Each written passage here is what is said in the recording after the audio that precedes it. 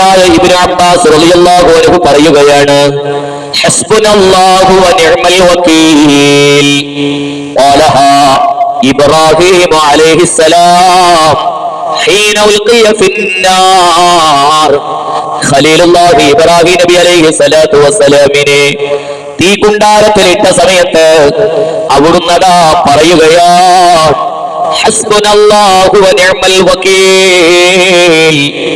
എല്ലാ കാര്യങ്ങളും ഏൽപ്പിക്കാൻ അല്ലാഹു മതി എന്നുള്ള ഉറച്ച വിശ്വാസത്തോടുകൂടെ ഇബ്രാഹീം നബി അലൈഹി സ്വലാത്തു വസ്സലാം തീകുണ്ടാരത്തിൽ കഴിഞ്ഞില്ലേ? അത് ഏസിയായി മാറിയില്ലേ? വിശുദ്ധ ഖുർആൻ അത് പഠിപ്പിക്കുന്നില്ലേ? ഹസ്ബുനല്ലാഹു വ നിഅ്മൽ വകീൽ. എന്ത് മഹത്തരമായ ദിക്റാണിത്! ഹബീബായ സയ്യിദുൽ വജൂദ് മുഹമ്മദ് റസൂലുള്ളാഹി സ്വല്ലല്ലാഹു അലൈഹി വസല്ലമ തങ്ങൾ വരെ ഈ ദിക്ർ പറഞ്ഞിട്ടില്ലേ? മക്കക്കാരായ ആളുകൾ വന്ന് ഹബീബായ നബി തങ്ങളെ പേടിപ്പെടുത്തുകയാണ്.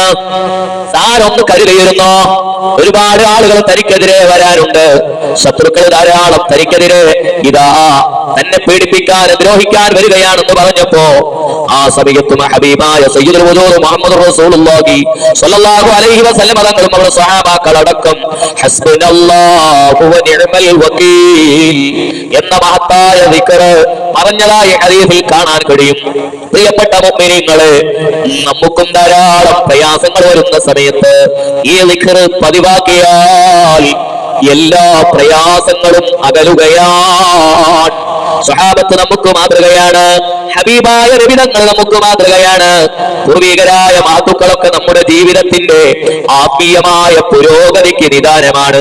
അല്ലാഹുവേ, സർവ്വ വിഷമങ്ങൾ തീർക്കണേ അല്ലാഹ്, പ്രയാസങ്ങളൊക്കെ അകറ്റണേ അല്ലാഹ്, സർവ്വ ബുദ്ധിമുട്ടുകളെല്ലാം മാറ്റിത്തരണേ അല്ലാഹ്.